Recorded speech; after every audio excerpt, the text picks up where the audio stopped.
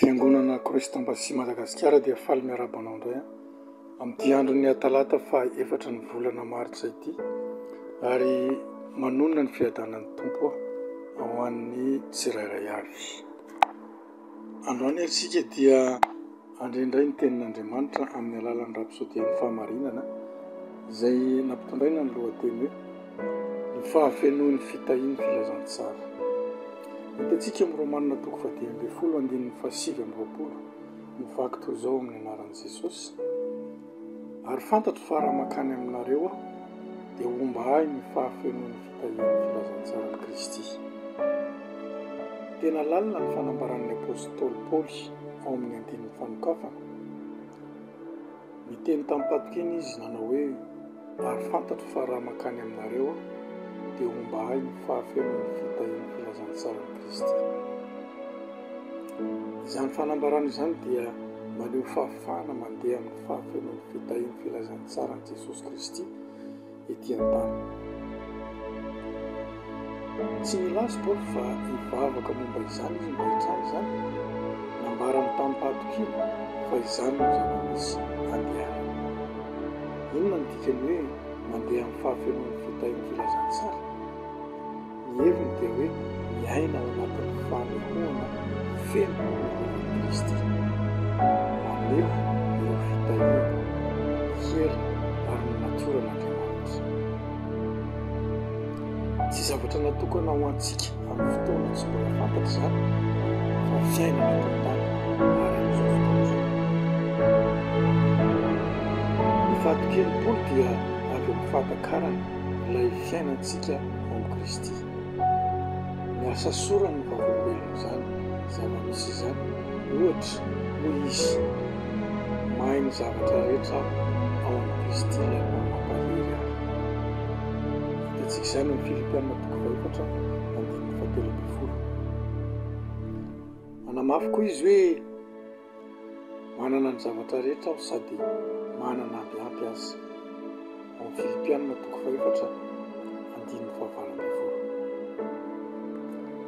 Tenin'olona mandeha amin'ny fahafenoan'ny fitahian'i Kristy izany. Tsy zavatra maniditsidina fotsiny io fahafenoana io fa tena misy ary azo tratrarina.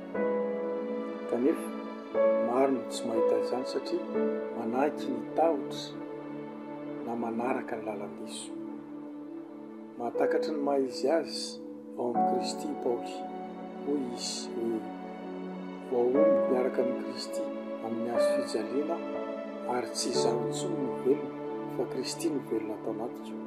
Fa izay ivelomako ankehitriny ao amin'ny nofo dia ivelomako amin'ny finoana ny zanak'Andriamanitra, izay efa tia ka manolotra ny tenany hamonjy ahy.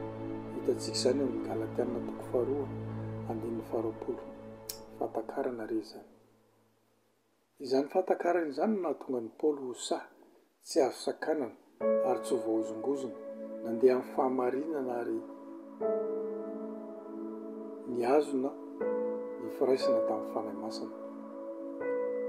Nanana fiainana tsy nisy fikorontanana na faharesena izy, ka nilaza hoe Kristy ato amiko izay fanantenan'ny voninahitra. Kolosianina 1:17 no ahitantsika an'izay. Izany no fiainana ny antsonantsika mba hiainana fiainam-pandresena, fanapahana ary voninahitra ao amin'ny fahafenoan'ny fitahian'ny filazantsara Kristy.